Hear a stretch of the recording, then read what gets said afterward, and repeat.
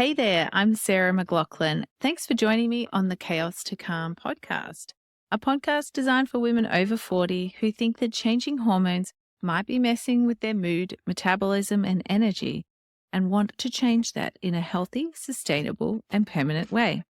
Each episode will explore topics related to health and wellness for women in their 40s, like what the heck is happening to your hormones, what to do about it with nutrition, lifestyle, and stress management, and inspiring conversations with guests sharing their insights and tips on how to live your best life in your 40s and beyond. So if you're feeling like you're in the midst of a hormonal storm and don't want perimenopause to be horrific, then join me on Chaos to Calm as I share with you how to make it to menopause without it wrecking your relationships and life. Hello and welcome to the Chaos to Calm podcast, where we discuss all about how to master the chaos of changing hormones, mood, metabolism, and energy after 40. I'm Sarah, the perimenopause naturopath, your host, and I'm super excited to welcome you to episode number 8. We're going to be talking 10 perimenopause symptoms that are common but do not need to be your new normal.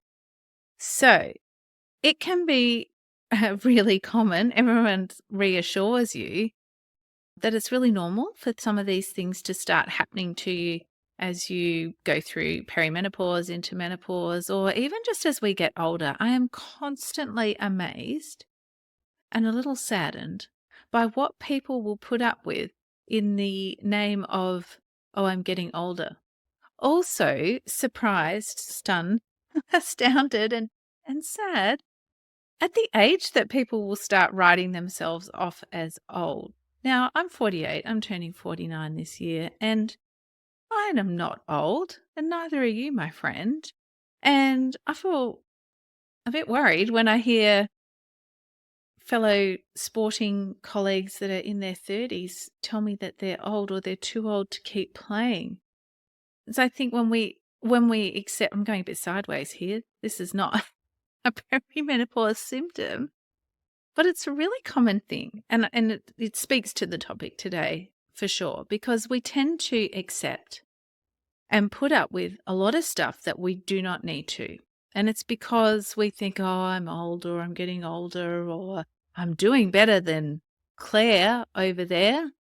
Sometimes who we compare ourselves to isn't great. I was just talking about that with a client today. She was talking about how she used to eat well.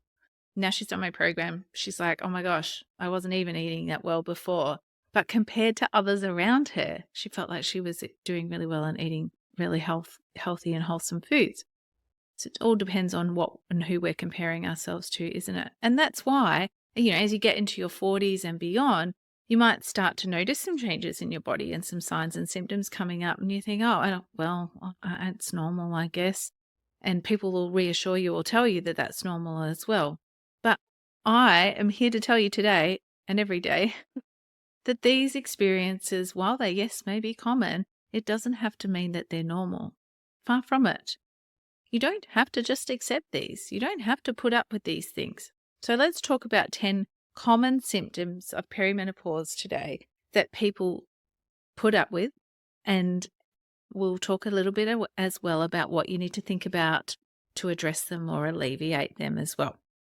So a reminder, perimenopause, it's the 2 to 12 years leading up to menopause when our hormones start to fluctuate and change. Menopause is declared when we have not had a menstrual cycle for 12 months or more. Now, because of those hormone fluctuations, it's puberty in reverse. There can be a lot of change in the body and in your brain too. What I want to say to you now is that if you're not sure, you've got some changes and things you've noticed in your body, are they perimenopause or not? I have a new freebie, the Perimenopause Decoder, to help you see if the symptoms that you're feeling, maybe they might be attributable to perimenopause, to help you work out, do you have some of the lesser known symptoms? Frozen shoulder, I was talking to someone today about that. It's a really common perimenopause symptom. She had no idea. So go to www.chaostocalmpodcast.com and you can find the link for the freebie there. It'll be in the show notes. It's in the show notes for this episode and the others as well. So, a reminder, because I don't say it enough, perimenopause does not have to be horrific. You don't just have to grin and bear it. And that's why we're here talking today about these 10 really common symptoms that people put up with that you absolutely do not have to put up with as part of your perimenopause journey. We are going to cover off brain fog, headaches and migraines, insomnia, low energy/exhaustion, heavy or painful periods, weight gain, food sensitivities and intolerances, breakouts, joint pain and stiffness, and mood swings. And I bet you either have many of those yourself or you know someone with those too. Now, perimenopause may not be the only reason for some of those things that I've mentioned and we'll talk about today. And so it is important to investigate the cause of it and not just dismiss it as, well, it's probably just perimenopause, because sometimes there can be something underlying it or something sinister, and you do want to get that checked out because you don't want it to progress. So let's talk about brain fog. So brain fog, it could be, you could feel like your brain is in a deep pea soup fog and everything's harder to reach. It could be maybe you're just forgetting some words, some names. What was I saying? What was I talking about? Forget a child's name, pet's name, friend's name, all those kind of things. That is, just feeling harder to access things. Maybe it feels a bit slower in your brain as well. You do want to get that under control, because if you, like many of the women I speak to and work with, you're used to being on top of everything, juggling all the mental balls, it can be really frustrating and overwhelming when you have brain fog.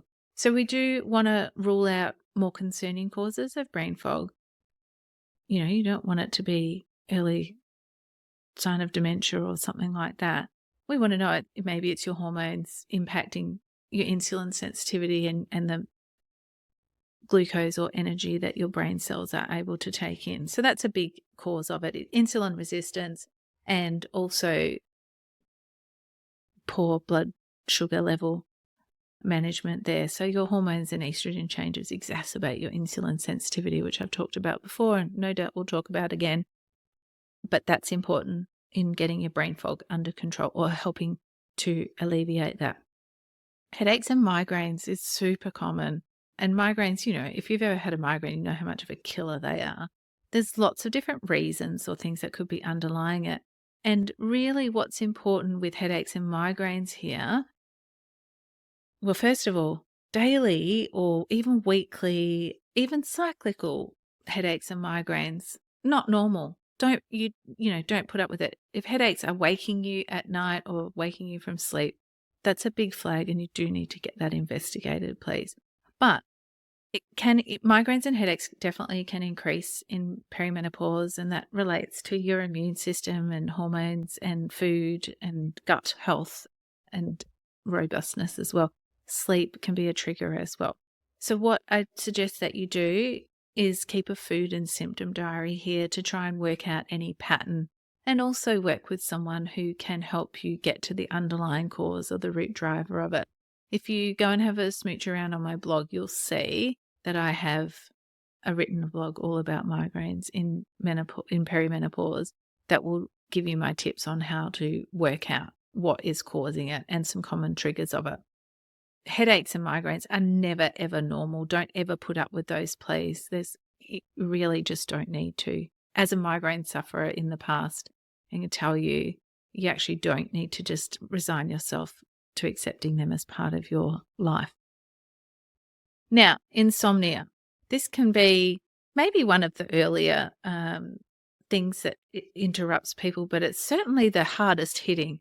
And it's like, when you have a baby, you have a young baby and you have the sleep deprivation, and man, the struggle is real. But you at least have some oxytocin and you have some hormones around in your body there to help lessen the hit to you with that.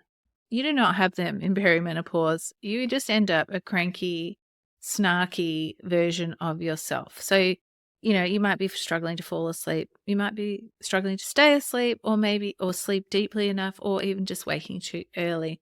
Again, there can be lots of underlying reasons for that. Generally, it's hormones, and it can also be blood sugar levels and there as well. So lots of tips on my website, on my blog for insomnia. But again, you don't have to put up with it. You actually can sleep well in perimenopause and as you age. So low energy and exhaustion. Well, yeah, that goes alongside insomnia, doesn't it? But, you know, we're thinking about how much do you rely on caffeine these days to give you energy, to get you doing the things that you need to do. So have a think about your caffeine intake as well. Has it increased? Because if it has, if you've been relying on caffeine for a while now, then you've probably got some low energy levels hiding behind that you need to think about. So we're not talking about fatigue, like you've had a busy day, you've been doing a hike or doing lots of gardening or being physically really busy, then that sort of level of tiredness and fatigue is normal and natural. Talking about the kind of fatigue that, maybe makes you reach for coffee all the time and throughout the day to pep you up, or that mid-afternoon slump that you might be getting there. And so many people are just tired all the time, and surely it has to have something to do with our modern lifestyle and perhaps the quality of the food and the less sleep that we all seem to get because we're up late scrolling Netflix or socials or all that sort of stuff as well. So again, this is where comparing yourself to someone else or, oh, everyone's tired, it's not necessarily a great indicator of how you're going. So hormones, not just your female hormones, but your thyroid, nutrient deficiencies and sleep as well. There are common underlying causes that we can address to help get your energy boosted again. It's such a liberating feeling when you get yourself to a state of health that you don't need coffee and you actually just go back to drinking coffee because maybe you like the taste of it, like I do. I remember when I realized I didn't need caffeine anymore to keep my energy up and keep me moving through the day and doing the things I need to do. Amazing. Well, it was life-changing. And I still feel that way now. And, I'm pretty busy. I have 4 kids. We homeschool. I run my own business, podcast, all the different things. Play sport. My kids play sport. My husband plays sport. He has his own business. Yeah, we have a lot on. So I understand being busy. And I definitely don't need caffeine for that energy hit anymore. I do like coffee. You ask my kids, they'll tell you. But I don't need it. All right, so let's go on to number 5, heavy and painful periods. So, I often think it's kind of unfair, isn't it? You get to the end of your reproductive stage of life and you start to say goodbye to your period, and actually it gets heavier and more frequent before it disappears. Come on, give us a break. So that is really common. And often you'll get offered hormone therapy as to a cure. And sure, they do work, but also it can work. It doesn't always, I should say. But it doesn't address the underlying issue there as well. So definitely doesn't have to be your normal. Can do something about it. You don't have to stay home on day 1 of your period because you're so worried that you're going to leak through like 2 maternity pads and you can't move without flooding. That's not normal. It's not good for your body either, and your iron stores and things like that. All right. Weight gain. Everyone always wants, it's a massive motivator. When and it can be sneaky. It can start off really slowly, just little bits at a time, adding up over the years and, kind of shrug it off. But then, maybe your pants don't start fitting and your scale, or if you have them, you think, whew, how'd it get to that number? Maybe you have to make that decision. Do you go up another size in clothes and buy another new wardrobe, or is it time to do something about that there? It's one of the most common symptoms I see perimenopause. It's one of the most motivating for people to make change and think about their health. You don't actually have to resign yourself to gaining weight in perimenopause. And yeah, I did that myself. I do it with my clients each and every day. We just smash through that weight gain. No worries. We get your biochemistry back in balance and get that weight off. As well as, lots of these other symptoms and things. So the next one I'm going to talk about, number 7, is food sensitivities and intolerances. I'd actually say this is right up there with weight gain and changes to your menstrual cycle. And bloating is another common one as well. which I'm not going to talk about today, but definitely changes in your gut health, your gastrointestinal system, and your immune system equal more food sensitivities and intolerances as you hit perimenopause into menopause. Maybe it might just be bread or maybe dairy, or maybe you find you can't tolerate your favorite wine anymore or other alcohol. And these are, super common there as well, but it's all related to your gut, your intestinal health and digestive health and function, and your immune system there. And estrogen plays into it and impacts it, and that's why it becomes more of an issue. You might get new allergies or more food sensitivities and intolerances in perimenopause, and it's because of the interplay between estrogen and one of your immune cells, histamine, there as well. So definitely something we can do about it. One of the most common intolerances that I see is not being able to digest or feeling like you can't tolerate meat anymore. And so many people start to take meat out. But when you do that, it actually plays into it and exacerbates the problem, becomes a bit more of a vicious cycle. So, but yeah, it can make you feel really bloated and gassy, or like it's sort of sitting in your chest and not going down. So you might notice that you do get more food sensitivities and intolerances. Please don't just start cutting foods out and avoiding things, because yes, that will alleviate your symptoms. It's true. If you're not eating it, you're not going to respond to it. But it's not going to resolve the underlying situation. And maybe by the seventh one we've talked about here now today, you might be noticing a theme that I keep saying we need to address the underlying driver or cause of what's going on for you. And it's true. That's the naturopathic philosophy in how we approach health and well-being, is not just to plaster over the symptoms and suppress them or get them to stop, but actually address what's underlying, the root cause, because that's when you really get that long-term health and well-being. And you don't have to rely on supplements, tablets, medications, and things like that, taking them ongoing, because you've resolved the underlying condition. You've listened to your body. And, I always think of symptoms as a flag or a little message from our body. And I teach my clients how to interpret these. What's it telling us?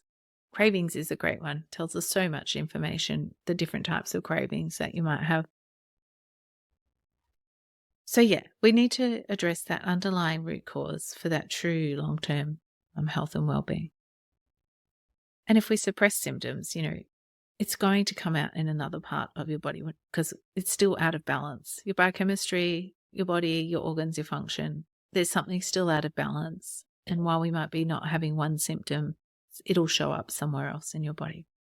Classic one, nice segue, Sarah, high five to me, is breakouts or acne.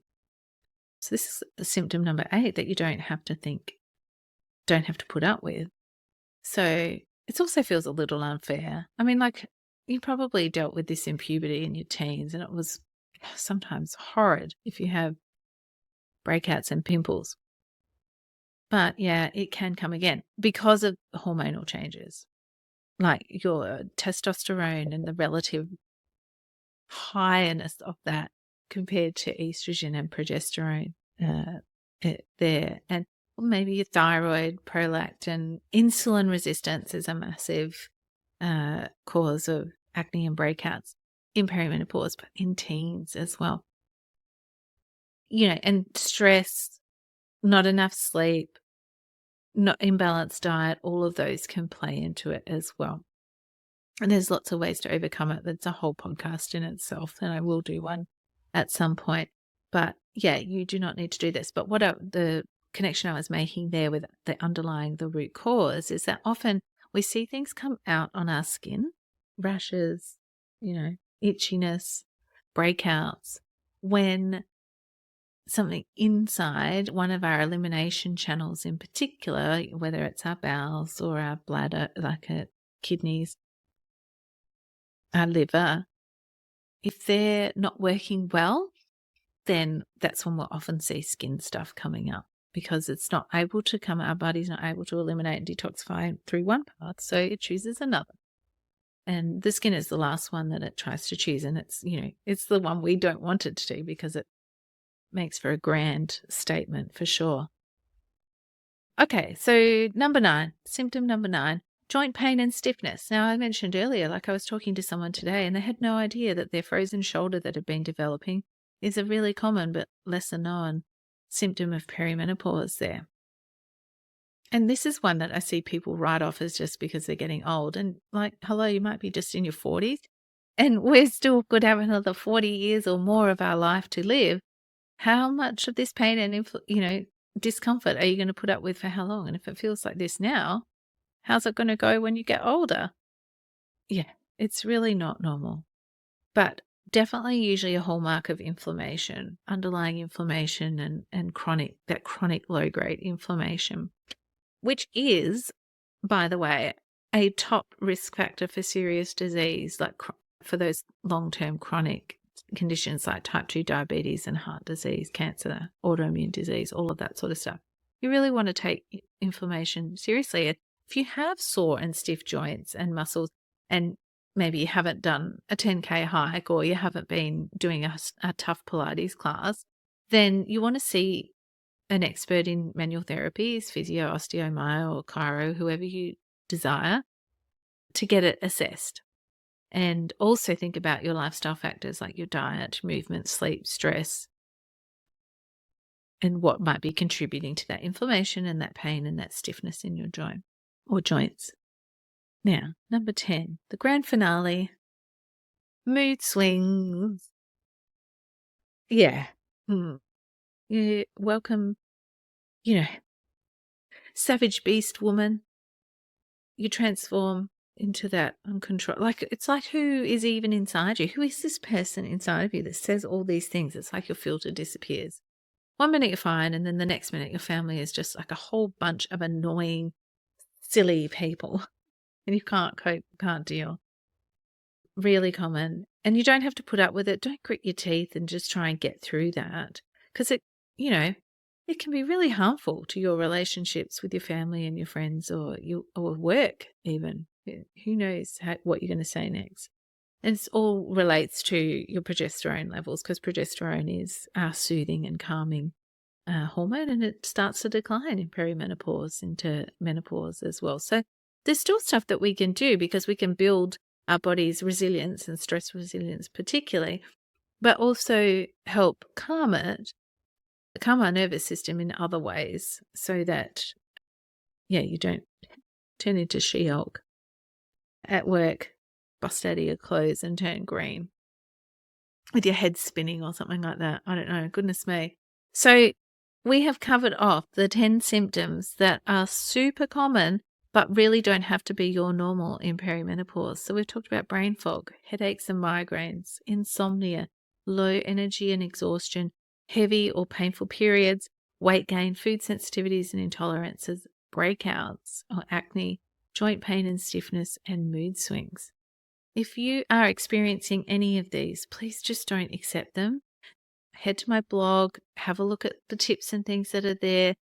Choose a health professional, choose someone, a naturopath, a nutritionist, whoever is your preference, and talk to them about what's going on for you and what they can do to help you overcome these symptoms. Because perimenopause does not have to be horrific. And I'll remind you that you can find the link to my free The Perimenopause Decoder that is in the show notes at www.chaos2calmpodcast.com. Thank you so much for sharing your time with me today and tuning in to listen to the Chaos to Calm podcast. I invite you to subscribe and please leave a review. It was really helpful in this podcast being shown to other women who need to know that perimenopause does not have to be horrific. And of course, you can share it with your friends and anyone that you think could do with the information. So once again, thank you so much for joining me, and I look forward to seeing you in the next episode.